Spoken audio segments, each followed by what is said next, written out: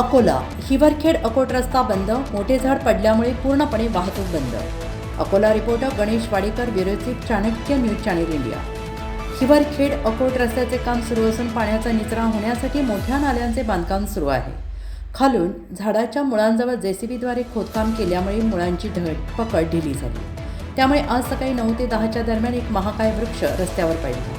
त्यामुळे सर्व वाहतूक बंद झाली आहे. लांब पल्ल्याच्या प्रवासी गाड्यांसह अकोटकडे जाणारा मार्ग पूर्णपणे बंद आहे. झाड, ऑटो, टू व्हीलर आणि विद्युत तारांवर पडल्यामुळे नुकसान झालेलं आहे, मात्र सुदैवाने कोणतीही जीवितहानी झालेली नाही. सार्वजनिक बांधकाम विभाग आणि विद्युत पारेषण विभागाचे कर्मचारी तातडीनं घटनास्थळी दाखल झाले आहेत. युद्धपातळीवर रस्ता मोकळा करण्याचे काम सुरू आहे. दुपारी 1 ते 2 वाजेपर्यंत मशीनद्वारे झाडाची कापणी करून रस्ता वाहतुकीसाठी मोकळा करण्यात येईल असे संकेत आहेत.